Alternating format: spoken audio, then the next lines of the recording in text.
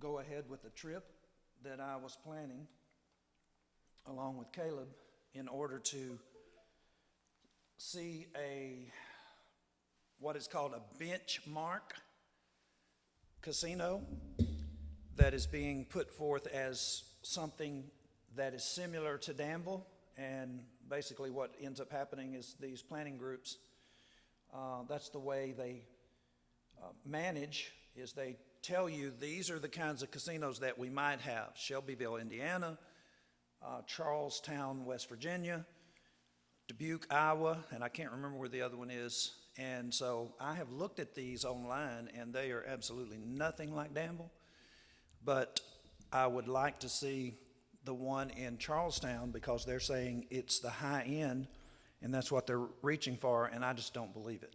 And so it's a 4-hour journey from here, and if I don't get away today, then I would not be able to get back in time for my TV program on Tuesday. So don't know that I'm even going to be able to do that anyway. I'm saying it's just getting to be more than the law allows. So just consider that, and I'll ask again as we get through.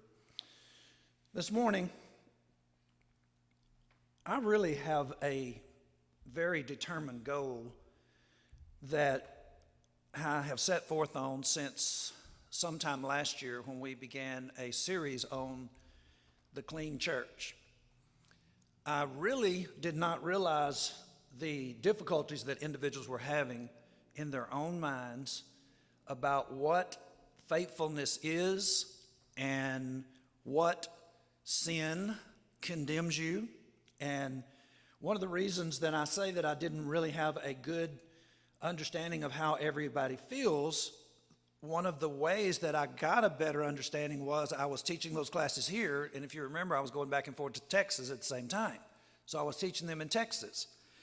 And it's better here, but the poor people in Texas, they just basically believed that they were just this far from hell all the time. And it was just unbelievable. And I'm saying the people that cried in front of me after some of the classes and telling me that they just never had been able to understand this and never had been shown these particulars. And so it is actually a goal for me to try to do better in regard to creating reality as to the system that we're under, and not just me say it, but give you enough proof to help you to be able to realize, I didn't see this perspective. And one of the other things that I'm wanting to do as we go through this is, I'm not going to say that I'm going to take fault, but some of this has to do with our not studying and reading the Bible. It's like a determination. Sometimes our way of getting our information is the lessons that we put out, which these days might be a fairly good dose because we are doing 28 hours a month on television. So if you watched all of our programs, let me tell you, you would just about be in a preaching school. So we have a lot more information going out, a lot more information for you to imbibe, but we have got to be people that realize that every part of this book is connected. Now, you see what I have up there on the screen? I don't think there's anybody here but maybe Isaac this morning that doesn't realize that Saul is not in Genesis chapter 10. But look what I have for us. Saul's beginning. And in reality, when you start talking about context, you have an overall context, you are a general context, and then you start having a close-up context when you start talking about anything in the Bible.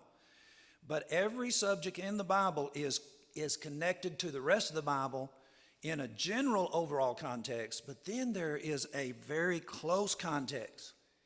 And to begin with, this is where Saul's history begins. King Saul. I'm not talking about the Apostle Paul, Saul. I'm talking about King Saul. King Saul comes on the scene in 1 Samuel 8, 9, 10. He is the first king of the combined tribes of Israel. But look at this. Genesis 10:14 is a genealogical record. Who reads genealogical records? Everybody hates them. Somebody started watching Caleb's show the other day. Someone that we know, that's actually Brandon, told his sister, and she watched the first show that Caleb did on geography and the life of Christ. And she said, genealogy and geography. Not. But it is so important, and once you start realizing it, it's like a person who gets on a kick and they decide that they want to find who their relatives are. You want to get to know your relatives. And it is an amazing study. And so in this particular passage, we're looking at the sons of Ham, Shem, Ham, and Japheth off of the ark. And you go start through his genealogical record, and then you come to Philistim and Caphtar. So basically that's, most people who know some of the worst people in the Bible know that the Philistines are some of the worst individuals. They're constantly a problem for the children of Israel. They are, in fact, the coastal people. If you ever look at a map of the sea and Palestine, you're going to see that there is a lot of coastal land. Tel Aviv airport is right on the coast, and I can't think of this actual sea. Mediterranean. If you've ever looked at the Mediterranean, this is where the Philistine people come from. They actually come from those islands, and the word Philistine is the word from which we get Palestine. And so they are sea people, and they are introduced to us in Genesis chapter 10, and they're one of the nations that's going to be a problem. Now, you might say, how in the world did you get Saul from there? Here it is. Anyone know Saul's function? 1 Samuel chapter 17, verse 1. Now the Philistines gathered together their armies to battle, and were gathered together at Shokah, which belongeth to Judah, and pitched between Shokah and Azekah and Ephesdammim. And Saul and the men of Israel were gathered together and pitched by the valley of Elah, and set the battle in array against the Philistines. Do you know what Saul's function is? When you think about Saul, he's a king. But what's his function? Well, what do you see him doing right here? Here is a man who is involved in a battle. If you were to see him, you would know he had armor on. How do I know this? This is 1 Samuel 17, y'all. This is David and Goliath. They're setting up to do battle, and they tried to get David to wear some armor that somebody else had, and he wouldn't do it. So when we talk about Saul's function, we're talking about us too. This morning we had a class where we talked about what is the Christian life? That's so general. What is our vocation? That's so general a term. What is Saul's function? Well, for one thing, if you look at him here, you get the idea that this man is a warrior. Now, I want to stop, and I actually need to look at my slides just a second. Sometimes I decide to put something somewhere, and then I change my mind as I go along, and I would like to do this now. And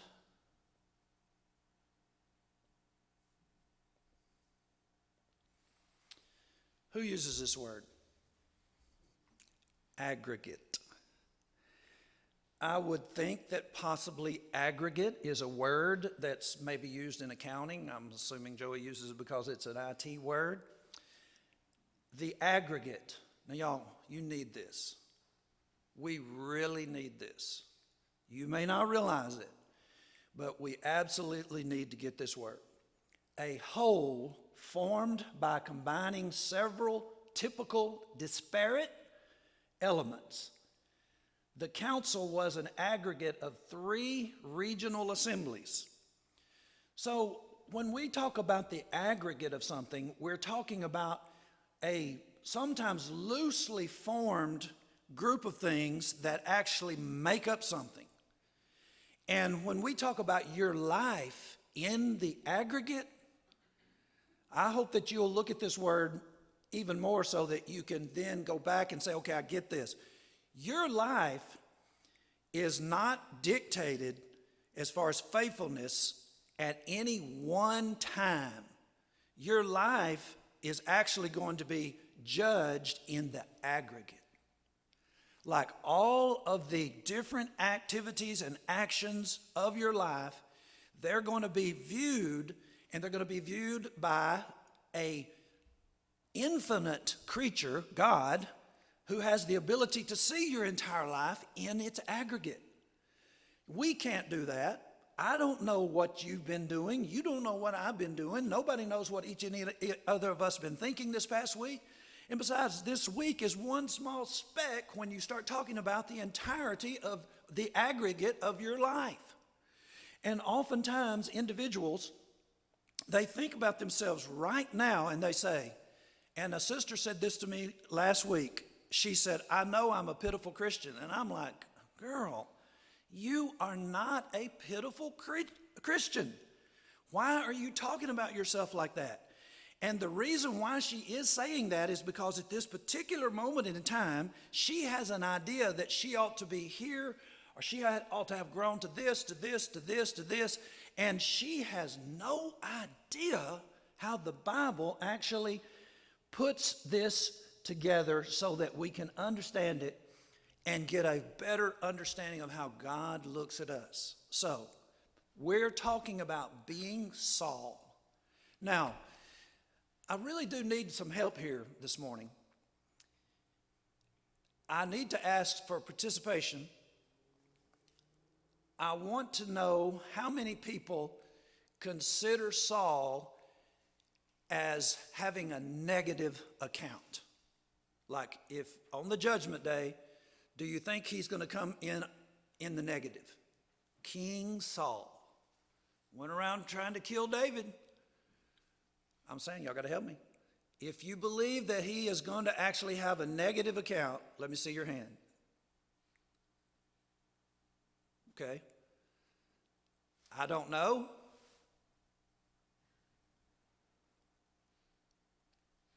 Okay. Undecided? We've only had about 5 hands go up. Okay.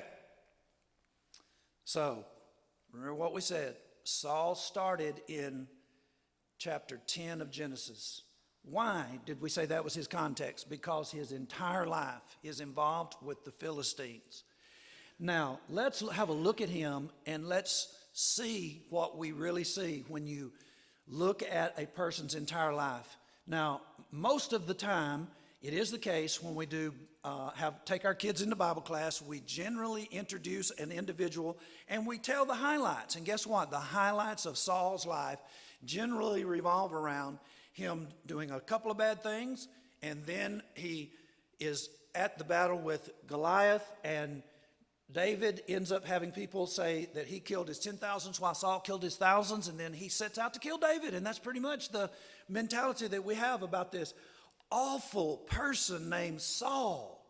But notice, here is the real Saul. Saul in the days of Judges and still doing the same as Joshua. Do you realize that when you're studying Saul, that he literally is connected? He's in the book of 1 Samuel, y'all. But 1 Samuel, if we would process this, 1 Samuel could just as easily be called Judges. It's still the same exact activity. So whatever was going on in the Judges is exactly what's going on in the time of Saul, and Judges is just a continuation of Joshua. So in reality, you could just go ahead and say that Judges, if you wanted to change your Bible mentality, you could just say, if somebody said, well, what books do Judges contain? And you would say, well, what do you mean what books does Judges contain? Joshua, Judges, and Samuel. They're all the same thing. They could actually be combined. 3 books can be combined into one, and you could just call it Judges because that's exactly what's taking place. But because some individuals have divided the Bible up, it wasn't God that did it this way. It's individuals who were putting the Bible together at different times, even though we can trust that this is the information. Individuals decided to name this portion Joshua because he's the primary personality at that particular time. But notice this. In 1 Samuel chapter 7, now we were in 17 a minute ago. 1 Samuel chapter 7, verse 10, and as Samuel was offering up the burnt offering, the Philistines drew near to the battle against Israel, but the Lord thundered with a great thunder on that day upon the Philistines and discomfited them, and they were smitten before Israel. And the men of Israel went out to Mizpah and pursued the Philistines and smote them until they came under Bethkar. Verse 14, and the cities which the Philistines had taken from Israel were restored to Israel, from Ekron even unto Gath, and the coast thereof did Israel deliver out of the hands of the Philistines, and there was peace between Israel and the Amorites. So in the days of Samuel, in 1 Samuel 7, what are they doing? They're fighting the Philistines. They're fighting for their land. They're pushing back against individuals that are their enemies. And Samuel basically is in the time of the judges. There are no kings. Now notice this. Why are they doing that? Well, this is what was going on in Joshua's day. What is Israel literally doing? They're coming into a land and they're occupying it and they're trying to move out the enemies of God. So in Joshua 17, verse 12, this is basically me showing you again how you could call this Joshua and Judges. Joshua is a great judge. Then you start having different judges. Samuel, same thing. Eli was a priest and Samuel was not. Yet the children of Manasseh could not drive out the inhabitants of those cities, but the Canaanites would dwell in that land. Yet it came to pass when the children of Israel were waxing strong that they put the Canaanites to tribute, but did not utterly drive them out. Joshua 18:3, Joshua said unto the children of Israel, how long are you slack to go to possess the land which the Lord your God of your fathers hath given you? So y'all, basically, what was going on during Joshua, Judges, Ruth, Samuel, is that these individuals are involved in a conflict. Is there really anything different about us today? They're involved in a conflict with individuals who have a different worldview. They do not believe in God, the God of heaven and earth and the seas and all and heaven and all there is. They are individuals that are constantly going against what God wants them to do. Y'all, that's our life. Now, the only difference is we're not carrying a real sword, are we? Well, this is a real sword. This is the sword of the Spirit, Hebrews 4:12. So in reality, we're actually seeing this commission and Israel's problem, and that is pushing back. Now, you might be saying, now wait a minute, I thought this was about Saul. I said that the context ends up being that Saul is going to be involved with the Philistines. And here's the reason. Look at this. The tribe of Benjamin, look where we are. Joshua 18, they're dividing up the tribes, and 7 of them have not yet been settled. And in Joshua 18, verse 11, and the lot of the tribe of the children of Benjamin came up according to their families, and the coast of their lot came forth between the children of Judah and the children of Joseph. Verse 16, and the border came down to the end of the mountain that lieth before the valley of the son of Hinnom, which is the valley of the giants on the north, and descended to the valley of Hinnom, to the side of Jebusai, which is Jerusalem, by the way, on the south, and descended to Enrogel. So basically, the Benjamites inherit this coastal land, and in this land is the land or the home of many of the giants. Now, Saul is of the tribe of Benjamin. So basically, when Saul comes on the scene, they are involved constantly with Philistines. That's what has been going on since the early days of Joshua. Now, let's basically now move and start looking at Saul. We know that they're supposed to be pushing back on these enemies. We know that there are giants. You know that account of Goliath. This is how Goliath gets on the scene anyway. It's because Saul is taking the land from the giants, and there's not giants everywhere. So this just fell into his lap, really.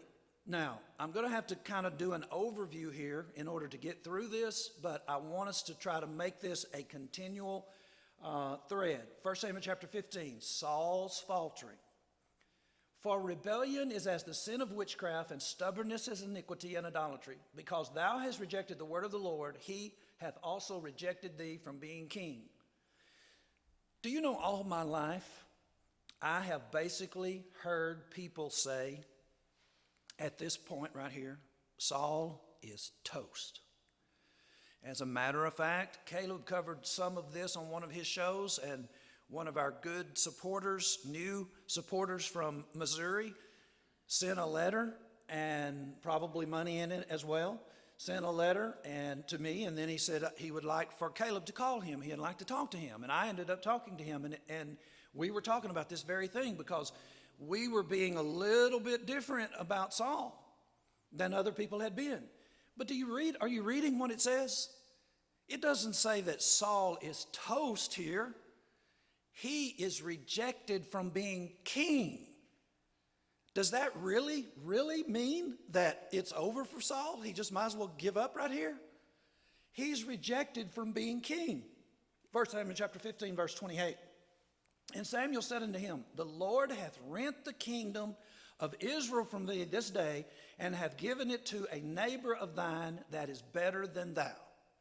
So basically, we find Saul, who very easily, y'all, he could have been out of touch with some information that would have been very, very pertinent for him to think, I would say, more seriously about what he was being called upon to do. 1 Samuel chapter 15, verse 3. Now go smite Amalek and utterly destroy all that they have, and spare them not, but slay both man and woman, infant and suckling, ox and sheep and camel and ass.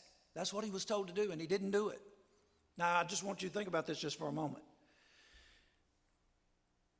Can you imagine being told to go in and kill everybody? I'm talking about everybody. Cows, horses, sheep, everything. Infants? What's up with that? And I'm saying, I don't know this, but I'm putting this in front of you because it's pertinent for each one of us. You know, sometimes, y'all, we don't have information. I'm saying some of you, me, sometimes we don't have information as to why God is wanting us to do a certain thing. And because we don't understand it, and then we don't do it, we end up having a lot of consequences that are bad. Now, if we had understood better, we might say, you know what? I get this. I see why God wants me to do this. Now, here's a case in point. Look at this. The reason this is taking place, this killing all these Amalekites, is because of something they did way back in Exodus. When the children of Israel were coming out of Egypt, the Amalekites were very tough on the children of Israel. And in Exodus 17, verse 14, the Lord said unto Moses, write this for a memorial in a book and rehearse it in the ears of Joshua, for I will utterly put out the remembrance of Amalek from under heaven. Now you might say, why is that so important? Why is Hiroshima and Nagasaki so important as a historical piece of information? Do you think the Japanese will ever mess with America ever again? I think that they will think very seriously about it, don't you? Because we dropped bombs on Hiroshima and Nagasaki that just totally, utterly destroyed those cities. Well, what does that mean? That means that you just created a historical memorial point that would make people think twice about messing with a particular country. That's what God was doing in Exodus 17 when he said, write this in a book. One day, I am going to come back and I am going to deal out vengeance on Amalek, and they're going to be utterly, the remembrance of them is going to be completely removed from under heaven. Well, you know what? If that is done because somebody actually mistreated God's people, if that is done, what do you think that would do to other countries if they saw that happen? If they saw the Amalekites, babies, horses, cows, asses, oxen, women, everybody completely wiped out. Why did it happen? Can you imagine people saying, why did it happen? It happened because they actually took on Israel when Israel was at their weakest point coming out of Egypt. And God, he had vengeance upon them. And he had it take place in the days of Saul. Now, see why I'm making this point this way? Maybe Saul didn't get it. Maybe Saul didn't realize the extreme importance of making this visual so that people would be scared to death. I don't know. I just know that he didn't take it serious and he didn't do it. And that's why he was rejected as king. He saved Amalek the king alive, and he saved the animals alive. And at that point, Samuel shows up and basically says, God has rejected you from being king. What it really amounts to is, you're not taking God serious. He had a reason why he was doing this. But y'all, remember, in the aggregate of his life, this is a faltering point. And it doesn't say he's rejected. It says you're rejected from being king. Now let's just say that you were taught growing up, and I'm saying it doesn't matter what Bible class you're in, whether it's a Bible class in the Church of Christ, it doesn't matter if you're in a Bible class in any religion out there. Pretty much you would hear the story of Saul this way, that Saul is toast at this point. That's just the way it's taught. And you might say, how do you know that, Johnny? I read commentaries from everybody, and they all do it. Let's notice really how this goes. Let's look at Saul. The kind of heart that Saul has, the kind of person that Saul ends up being, because we do know that Saul did some bad things. He tried to kill David. But let's just notice if we were going to take the overall context, the aggregate of Saul's life, what would we come up with? Well, number one, which one of us would have started in Genesis chapter 10? Nobody. They wouldn't realize that Genesis 10 actually introduces these individuals that are from one of the worst sons of Noah, Ham. That these Philistines are awful people. He spends his entire life, or at least we're seeing him involved with them. Look at 1 Samuel 24:17. And Saul said to David, thou art more righteous than I, for thou hast rewarded me good, whereas I have rewarded thee evil. Verse 21, swear now therefore unto me by the Lord, that thou wilt not cut off my seed after me, and that thou wilt not destroy my name out of my father's house. Basically what he's saying, please don't kill my sons. You are more righteous than me. And David sware unto Saul, and Saul went home, but David and his men gat them up into the hold. What's just happened here? Saul has been chasing David for a good long time here, trying to kill him. Over envy and the realization that David is somehow going to take the kingdom away from him. But that really isn't happening. That's in his mind. So what happens is they end up being in the same cave, and David could have killed him, and he didn't. But he makes it clear by cutting off a part of his skirt that evidently he had left somewhere. He really came in. There was a pit stop, as you might want to say. He was taking a pit stop, and they happened to be in that cave, and they were close enough to his garments that they were able to cut a piece of his garment. And when he left out of the cave, they showed it to him and basically said, why are you trying to kill us? If we were trying to kill you, we could have killed you. And look at Saul say, basically, his heart smote him, y'all. This man is not like just totally wicked, no good in him whatsoever. Is anybody that way? Is there a person in the world that is literally evil and never does anything good? Well, if you were here at 9 this morning, we did talk about a guy named Nabal who was churlish, and you couldn't speak a word to him peaceably, is what the Bible said. But there's very few Nabals in the world. Now, let's notice his heart. Chapter 26, we're in 24, now we're in 26. Then said Saul, I have sinned. Return, my son David, for I will no more do thee harm, because my soul was precious in thine eyes this day. Behold, I have played the fool and have erred exceedingly. Basically, the same situation's happened again. He finds himself in a position where he doesn't know that David is there, and David takes a staff and his water bottle, and when Saul moves away far enough that David is safe, he shows it to him, calls out to him, and says, are you still trying to kill me? Here's items that belong to you. I could have killed you.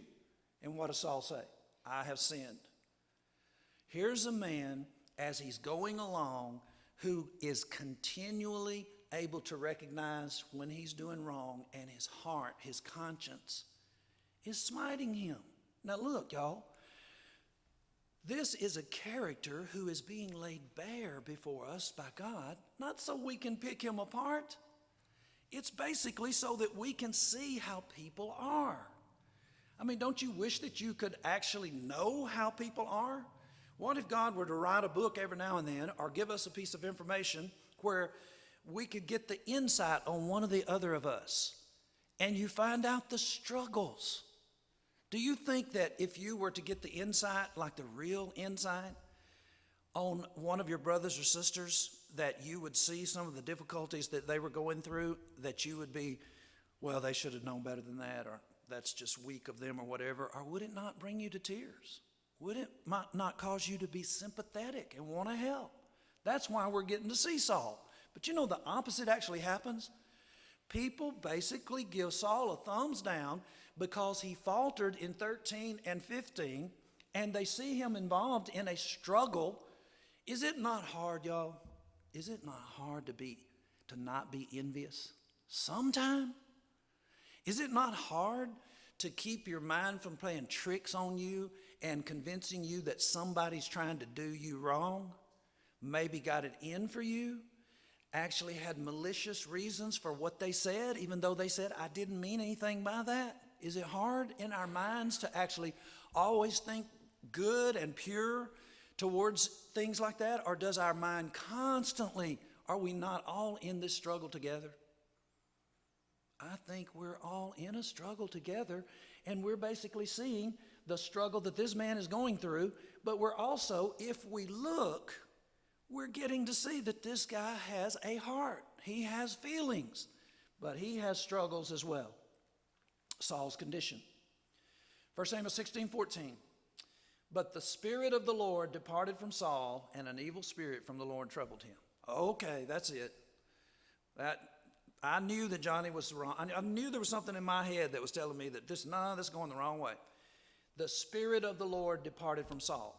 Do you know what that means? It means nothing. It just simply means he doesn't have the attributes any longer to be a warrior king. This guy, when he was chosen, when Samuel came to his house, do y'all remember where he was? He was head and shoulders above everybody else. He was a very nice looking man, the Bible says. But when they started looking for the particular one that Samuel was going to anoint, they couldn't find him. Why? He was hiding in the stuff. He was ashamed, self-conscious, didn't think that he was a person that would be picked. He was a small man in his own sight. And he was given a spirit of a warrior and the ability to make decisions as a king. What are we saying? When the Spirit is given to individuals in the Old Testament and the New Testament, it doesn't change their disposition. Oh, he's sweeter now because he's able to do a miracle. Is that really how that works? Him losing the Spirit of the Lord simply is the same thing as saying he was rejected as being king. The ability to be king and to have specialized power is now gone. And an evil spirit from the Lord troubled him. Now, 18:12. Saul was afraid of David because the Lord was with him and was departed from Saul. Well, see there, it's got to be the case that Saul is right now, if his ticket came up, he would be going to hell. Seriously? For one thing, y'all, we're not even able to judge stuff like that, are we? Which of us can judge the aggregate of an entire person's life? All we see are the events that play out in front of us, and they're very limited. I mean, how often do you spend enough time? It almost would be a husband and a wife, and because I'm married, I know that I cannot make a decision about Lori's welfare as far as the aggregate. One of the reasons is because I can't get in her head. I know she sticks with it. We don't even have the ability to judge like that. So, the Lord is with David. Now, what does that mean? I'm going to prove what I said about the spirit business. 1 Samuel 16:13. Then Samuel took a horn of oil and anointed him in the midst of his brethren, and the Spirit of the Lord came upon David from that day forward. So Samuel rose up and went to Ramah. Now David has the spirit of a king. He has the ability to maneuver in a way that a shepherd would never know how to do. Notice 1 Samuel 17, verse 34. When it gets time, one chapter away, when it comes time for David to fight Goliath, look what David says about himself. Now in 16, he's a shepherd boy. And y'all, in 17, he's a shepherd boy too. But he is a different shepherd boy in a sense that the spirit that animated Saul and made him wise enough to be a warrior king now has come upon David. And look what David says in response to the fact that they said, you can't go fight Goliath. David said unto Saul, thy servant kept his father's sheep, and there came a lion and a bear and took a lamb out of the flock. And what did David do? I went out after him and smote him and delivered it out of his mouth. And when he arose against me, I caught him by his beard and I smote him and I slew him. Now, y'all, most people read that and they say, man, this David is an agile, this dude is a kung fu artist from way, way back. Do you see what he did? Nothing of the kind. It's in the context of David being a different person. And you might say, I don't know about this business, about these abilities. Well, take this one. I know you know about him. Then Samson down and his father and his mother to Timnath and came to the vineyards of Timnath. And behold, a young lion roared against him. And the Spirit of the Lord came up mightily upon him. And he rent him as he would have rent a kid. That's a goat. And had nothing in his hand. But he told not his father or his mother what he had done. You'll accept it with Samson? The Spirit came upon him and he had great strength. David has the Spirit of God, and he is fearless. He is able to accomplish things that he wouldn't have been able to accomplish before. And he takes that skill, and he ends up delivering Israel from Goliath. Now, what are we basically saying? We're showing that this is not talking about a person's disposition. You're not lost because you lose the Spirit. And we're not talking about any kind of personal indwelling anyway. We're talking about miraculous. Samson, lost or saved? Everybody ought to know that Samson is a safe individual because he's found as one of the heroes of faith in Hebrews chapter 11. But see how we're seeing this? We're basically seeing that Saul lost that ability because he would not pay as close attention to God's purposes. So basically, he now is moved over and someone else is going to become king, but they didn't take over his kingdom. And David has promised not to kill his children, and David himself won't touch Saul. So basically, Saul gets to continue on as king. Now, what others said about Saul. Now, y'all, this is the most important part of the lesson. Because I could have been leading you along down a trail that I actually have, I've done the marking and the cutting, and you're following along, and we could all be lost at the end of the day. But when we start hearing what others were saying, besides our Bible class students, you follow me? Am I right that pretty much everybody has just really trashed Saul? Bible historians, Bible class material, commentaries that you've read, whoever you've talked to, Saul is a bad, bad man. Well, it is bad to go around trying to kill people. But there are individuals that do some pretty dastardly stuff. And we maybe have them as physical brothers and sisters, and they still come to family reunions, and it's like, man, they have done some pretty bad stuff. Well, have we not? I mean, we're talking about the aggregate of somebody's life here. Samuel. What did Samuel say? Samuel's the one that told him, you're not going to be king anymore. Look at this, verse 11. Same chapter where he said, you're not king. He didn't say, on my authority, you're not king. He said, God has rejected you. It repented me that I have set up Saul to be king. That's God saying that to Samuel. For he has turned back from following me and hath not performed my commandments. And it grieved Samuel, and he cried unto the Lord all night. Now, y'all, I'm telling you, this passage and this lesson is having a tremendous impact on me, and I hope it's having an impact on you. Because oftentimes it's like when something happens, we're done. We're done with that person. Something happens in their life, and it's like, okay, the gavel comes down, and we're like, that's it. They'll never be back, or we'll never accept them back. It grieved Samuel, and he cried unto the Lord all night. 1 Samuel 15:35, and Samuel came no more to see Saul until the day of his death. Nevertheless, Samuel mourned for Saul, and the Lord repented that he had made Saul king over Israel. Well, someone might say, well, you're talking about individuals that are gone or have fallen off, and it's not like you're showing a lot of sympathy. You know what, y'all? Sometimes you can't show, because there is a rule about fellowship. Sometimes we're not allowed to have those familial feelings and show them, because fellowship is extended in that fashion. But does that mean that we don't love those persons, we don't care about them? Absolutely not. Samuel did not see him again until the day of his death, but he mourned for Saul. See how this is actually helping us to realize what other people were saying? I don't know, really.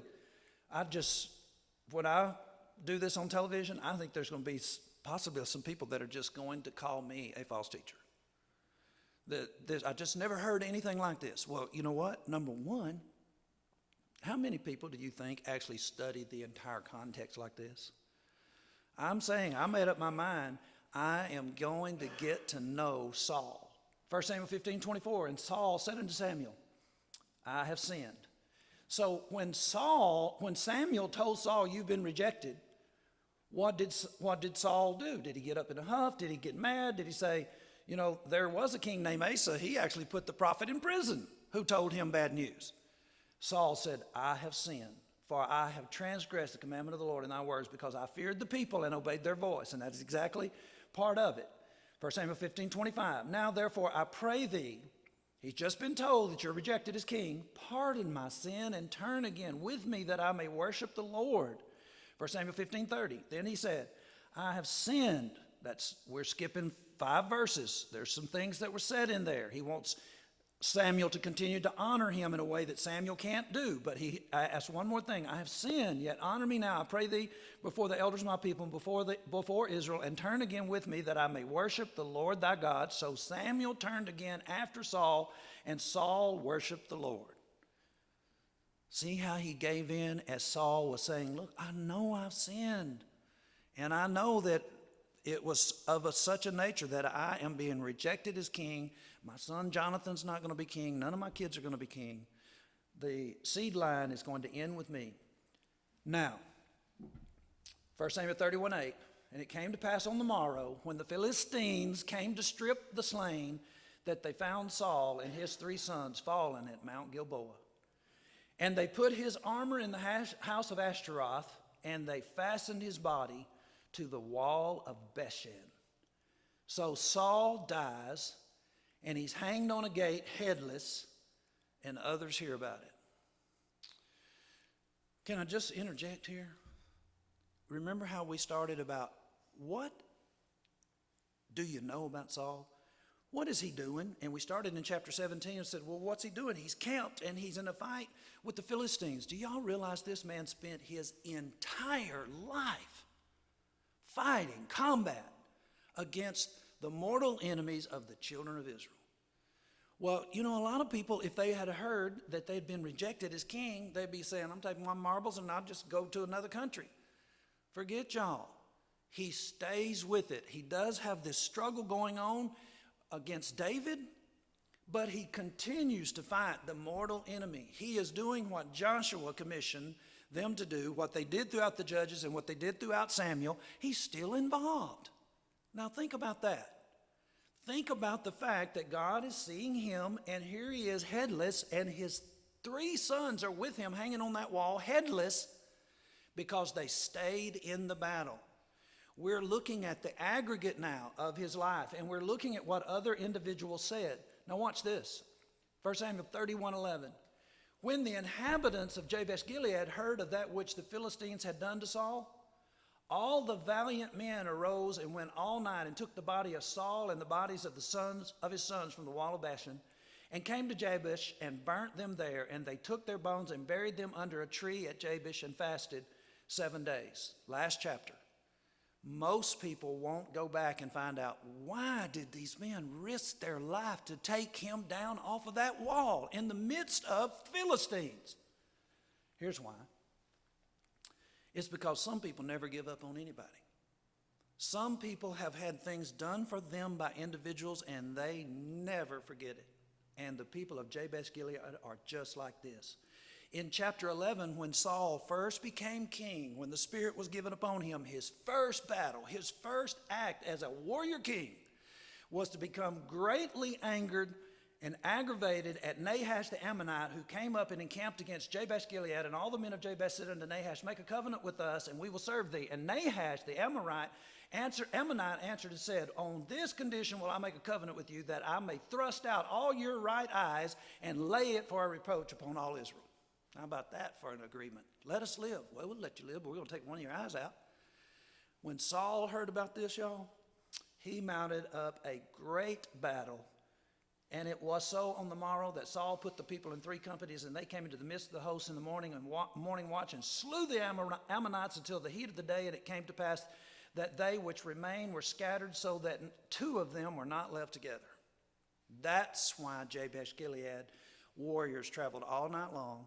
After all the things that Saul had done and the mistakes that he made, there were still individuals that thought so much of him that they were willing to risk their life in order to take his headless body and his son's headless body.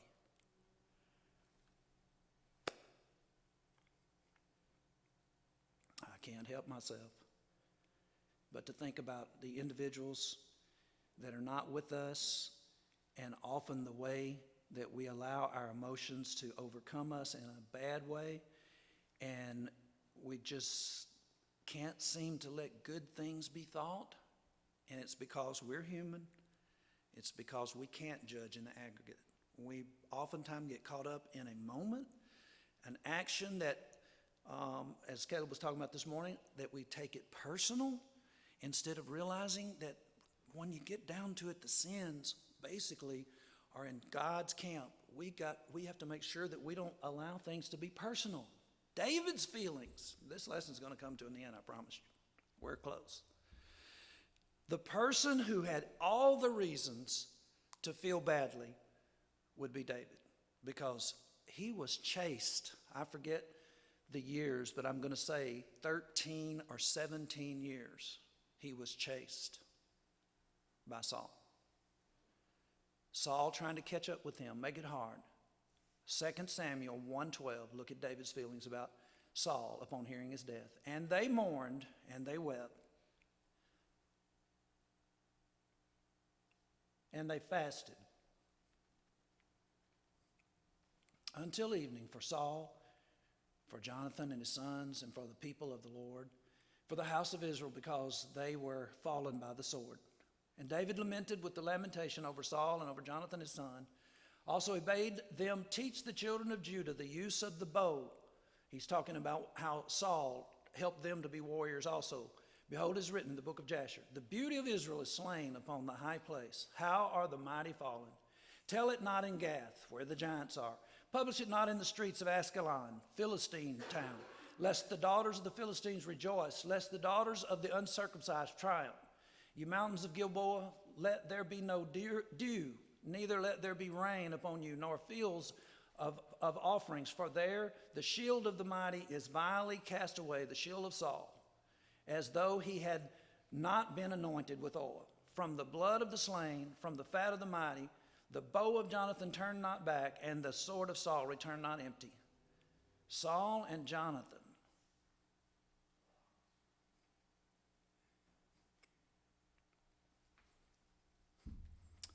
I'm thinking about some of my friends like Holger Neubauer, and others that you all know that have come in and out of our lives and no longer have any use for us. And I'm thinking about them as we go through this, how our friendship started and how dear they were. Saul and Jonathan were lovely and pleasant in their lives, and in their death they were not divided. They were swifter than eagles, they were stronger than lions. You daughters of Israel, weep over Saul, who clothed you in scarlet with other delights, who put on ornaments of gold upon your apparel. How are the mighty fallen in the midst of battle? You know, that's given us the aggregate, is it not? It's given us all that God wants us to see. It's given us the minds and the hearts and the emotions of individuals that were involved with him that had the most reason to say, toast. And it sounds like that they all have nothing but good desires for their brothers, Jonathan, Saul, and his other 2 sons. Sauls Aggregate, 1 Samuel 11:11, the first part, it was on the morrow that Saul put the people in 3 companies, came in the midst of the host of the morning watch and slew the Ammonites. There's the beginning of Saul. Here's the middle. The Philistines gathered together their armies in the battle, were gathered together at Shakah. This is the Philistine battle with Gath. At the first, he started out as a warrior. In the middle, he's still a warrior. And in the end, now the Philistines fought against Israel, and the men of Israel fled from before the Philistines and fell down slain in Mount Gilboa.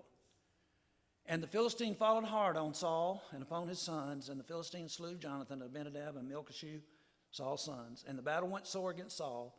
The archers hit him, and he was sore wounded of the archers.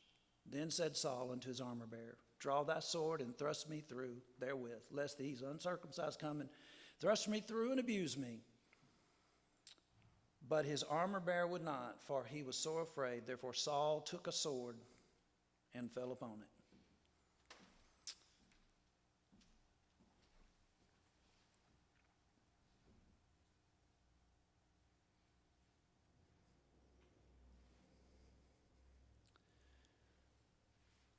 Lastly, does this mean anything?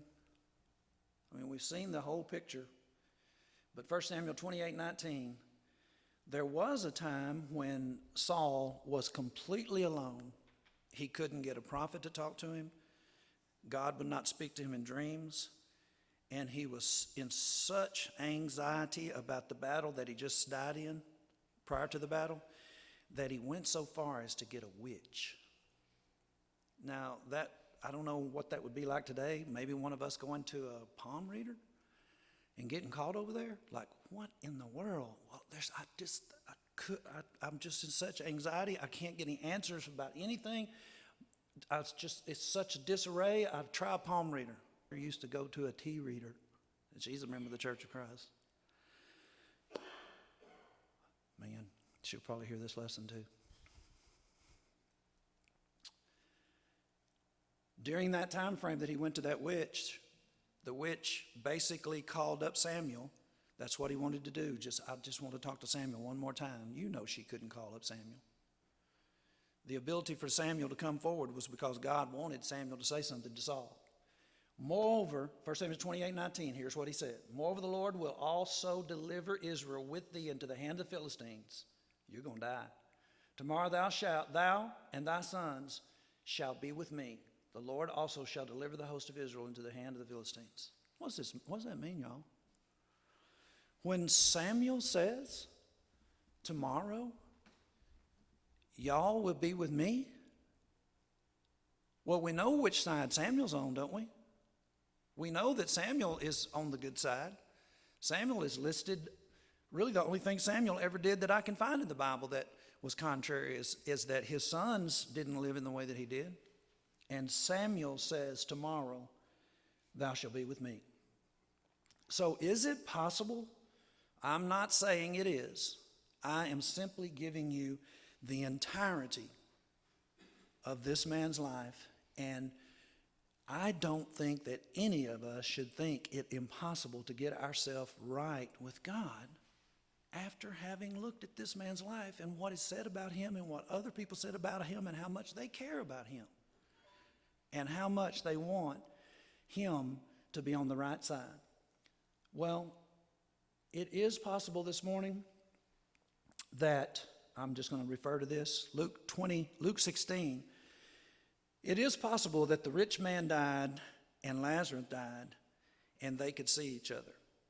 But there was a gulf fixed that neither could cross. And you remember the rich man wanted to send Lazarus to talk to his 5 brothers.